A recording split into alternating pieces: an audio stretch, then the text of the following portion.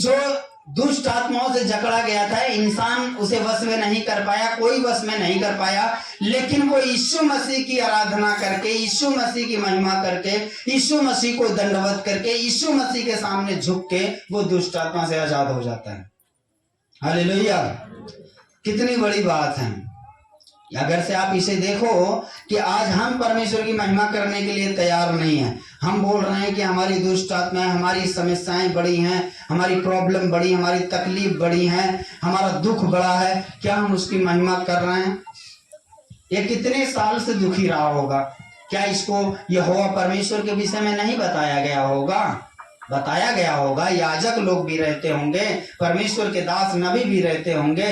कितना साल से ये दुखी था, लेकिन एक टाइम आया, ये चंगा हुआ ना। एक टाइम, एक वक्त आया, परमेश्वर ने इसको आजाद किया हर दुष्ट आत्माओं से। और जब ये आजाद हुआ ना, इसके विषय में आप ध्यान से पढ़ेंगे तो ये आजाद होने के बाद में किसी ठिका पे जाके शराब नहीं पीने लगा, या किसी को जाके मतलब जो है कि गर्लफ्रेंड नहीं घुमाने लगा। अगर से ये आजाद हुआ तो बाइबल बताती है अगले दिन ये चर्च में मिला, यीशु मसीह का वचन सुन रहा था। हालेलुया! ये होता है। एक व्यक्ति का टारगेट क्या है जिंदगी का? आप क्यों चंगा होना चाहते हैं? प्रभु ये चाहता है कि आप चंगा क्यों होना चाहते हैं, छूटना क्यों चाहते हैं? आज आप दुखी थे, बीमार थे तो आप कोई पाप नहीं करते थे। अब आज चंगे हो गए हैं, ठीक हो गए हैं, स्वस्थ हो गए हैं, तो आज आप पाप कर रहे हैं, आज आप गलती कर रहे हैं। आप बताओ परमेश्वर आपसे क्या चाहता है? परमेश्वर आपसे चाहता है कि आप अपना जीवन दो, ताकि उस जीवन को परमेश्वर यूज करे, इस्तेमाल करे हजारों रूहों को और आपके घरानों को बचाने के लिए। लेकिन आप खुद नहीं बचना चाहते हैं और आप कह रहे हैं कि हम बचे हुए हैं, हम मसीही हैं। अगर से हम खुद मतलब व्यभिचार कर रहे हैं, हम खुद चोरी कर रहे हैं, हम खुद मतलब जो है कि वो पाप कर रहे हैं जो संसार में भी नहीं, शैतानवाद वाले लोग हैं वो भी नहीं करते हैं, ऐसे ऐसे पाप हम मसीही लोग कर रहे हैं जो कि परमेश्वर के लेखे में बहुत बड़ा पाप है, जो संसार वाले भी नहीं करते हैं, उससे भी बड़ा अपराध हम लोग करते हैं। कैसे करते हैं? जोर से बोलिए हालेलुया।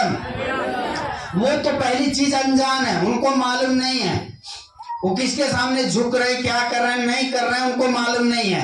वो अज्ञानता में है, वो अनजान में है, उनको मालूम नहीं है।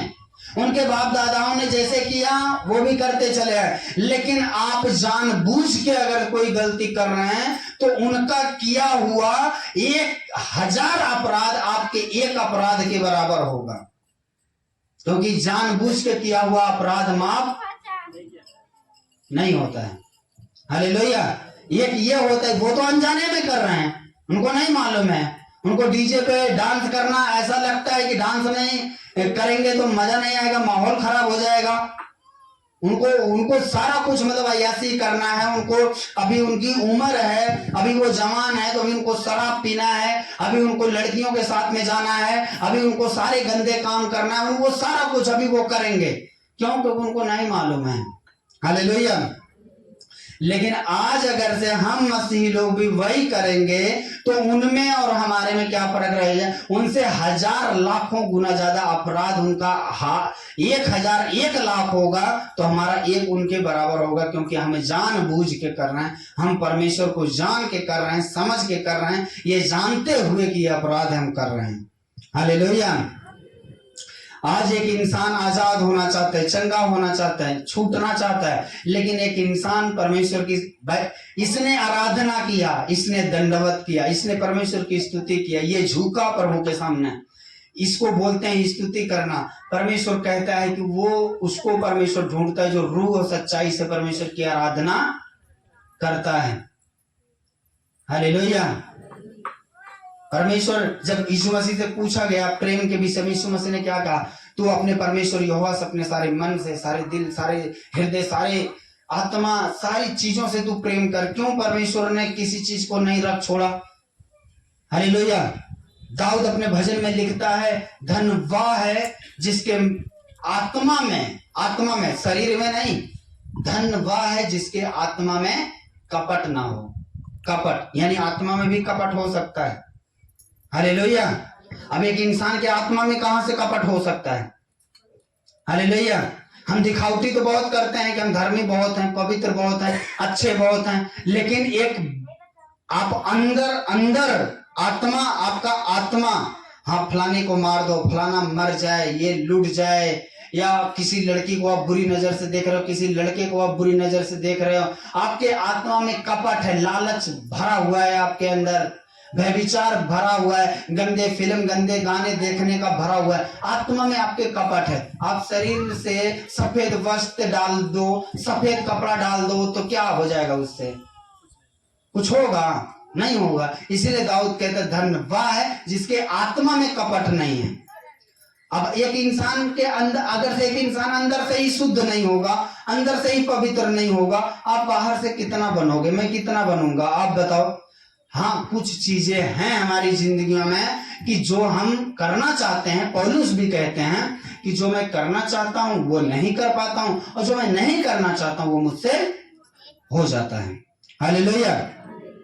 दुष्ट आत्माएं लड़ती हैं, कुछ पाप में आपको गिरा देती हैं, कुछ गलतियों में आपको गिरा देती हैं, कुछ चीजों, कुछ कमियों में आपको गिरा देती हैं। इसका मतलब ये नहीं कि गिर के आप पड़े रहो एकदम, पूरा उठने का नाम ही ना लो। यिर्मयाह कहता है कि जो गिर गए हैं वो खड़े हो जाएं, और जो भटक गए हैं वो वापस चले आएं। हालेलुया।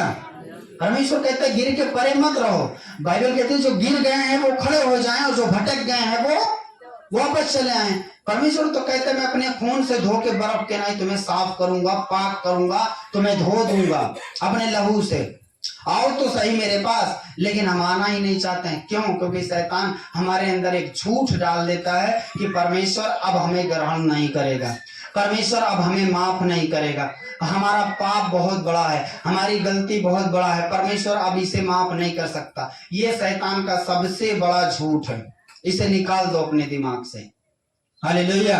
जब वो कहता है कि तेरे पाप चाहे लाल रंग के क्यों ना हो, लाल रंग पूरा, ये नहीं है थोड़ा बहुत, पूरा लाल हो, मैं उसे अपने खून से धो के साफ कर दूंगा।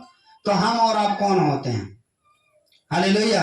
एक स्त्री आई यीशु मसीह के पास जो कि व्यभिचार करती थी, धंधा करती थी, एक वेश्या थी, वो बाइबल बताती है। वो मजबूरी के कारण थी, उसका शौक था, ये बाइबल में नहीं लिखा, लेकिन वो यीशु मसीह एक घर में बैठा हुआ था, तो वहां पे वो स्त्री आती है और यीशु मसीह के पांव पे अपने आंसू उसके गिरते हैं, यीशु मसीह के पांव पे उसके आंसुओं से वो भिगोती है, यानी उसका रोना बहुत ज्यादा था। देखिए, पैर तभी भीजेंगे जब रोना बहुत ज्यादा हो, और रोना जब दिल से हो। नाटक हो तो आंसू ही नहीं निकलेंगे, निकलेंगे नहीं निकलेंगे ना। अगर से जब दिल से तौबा हो, उसका दिल से तौबा था। अब पैर भीग गए थे यीशु मसीह के, जब भीग गए थे, उसने देखा यीशु मसीह के पैर भीग गए, तो उसने अपने बालों से यीशु मसीह के पैर को पोंछा था। और लोगों ने अलग अलग सवाल कर दिया, कहते हैं कि देखो कैसी पापी स्त्री यीशु मसीह को छू रही है। अगर से ये भविष्यवक्ता होता तो जान जाता, नबी होता तो जान जाता। लोग अलग अलग कुड़कुड़ा रहे हैं। यीशु मसीह ने उनको एक साधारण सिंपल जवाब दिया। यीशु मसीह ने कहा कि समोन, एक बात बताओ, अगर से एक आदमी के ऊपर 50 रुपए कर्जा हो और एक आदमी के ऊपर 5000 का कर्जा हो, और उनके पास चुकाने के लिए नहीं है बेचारों के, तो मैं दोनों को माफ कर दूं, दोनों में से ज्यादा प्रेम मुझसे कौन करेगा? 50 रुपए वाला या 5000 वाला? कौन करेगा ज्यादा प्यार? 5000 वाला ज्यादा करेगा ना, वो तो जाके खुशी मनाएगा ना। अब एक का 50 रुपए है, एक का 5 लाख है, 5000 है, तो सबसे ज्यादा तो 5 लाख वाला खुश होगा ना। तो अब यीशु मसीह ने कहा इसका पाप बहुत था, इसका पाप बहुत था, इसने प्रेम ज्यादा किया, इसने मोहब्बत ज्यादा किया, इसलिए इसके सारे पाप माफ हुए। यीशु मसीह ने माफ कर दिया, और यीशु मसीह ने कहा बेटी कुशल से अपने घर चली जा। खत्म स्टोरी वहां से। हालेलुया। जिसके घर में यीशु मसीह गया था, वो जैसे कोढ़ी था, वो कोढ़ी का कोढ़ी ही रह गया, लेकिन वो चंगा नहीं हुआ। हालेलुया। एक औरत चंगाई लेके चली गई, माफी लेके चली गई, छुटकारा लेके चली गई, लेकिन जिसने बुलवाया था कि आप हमारे घर आके प्रार्थना कर दीजिए, हमारा ये प्रॉब्लम कोड़ खत्म हो जाए, उसका प्रॉब्लम खत्म नहीं हुआ, क्योंकि वो मन में क्या डाउट रख के बैठा हुआ था, शक रख के बैठा हुआ था। हालेलुया।